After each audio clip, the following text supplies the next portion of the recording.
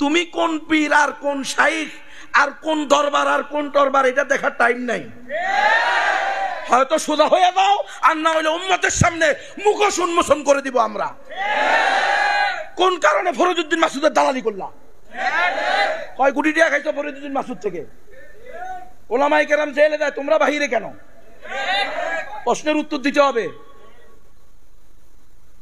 আমরা মনে করছি আজকে তোমাদের এই দালালির কারণে, তোমরা ওই সময়ও দালাল ছিলা। আর আজকে এই জামানায় কিছু কিছু দালালরা বলে, দেখছো আমার পীরের বদদোয়ায় এই আলেম, এই হকপন্থী আলেম জেলে গেছে। কত বড় নষ্ট পীর, চিন্তা করতে পারেন আপনি? আজ পর্যন্ত শুনেন নাই যে এই পীরের দোয়ায় কোন হকপন্থী আলেম জেল থেকে বাইরে আসছে? প্রমাণ করো যে আমার কথা কোরআন হাদিস বিরোধী হয়েছে, আমি তোবা করবো, আল্লাহি তোবা করবো। যেরকম ভাবে ওপেন ময়দানে বলতেছি, ঠিক সেরকম ভাবে ওপেন ময়দানে আবার তোবা করবো। উম্মতকে জানিয়ে দিব আমি ভুলের উপরে ছিলাম, তোবা করলাম। উগ্রবাদ, জঙ্গিবাদ বলে এর বিরুদ্ধে 1 লক্ষ মুফতির ফতোয়া নিয়ে এই দেশের মুসলমানদের অন্তর থেকে জিহাদি চেতনাকে চিরতরে নিমিষে মিটিয়ে দিতে চেয়েছিল। পশ্চিমারা তার এই ফতুয়া পেয়ে ভূয়সী প্রশংসা করেছে দালাই লামা। কেডা দালাই লামা? কে?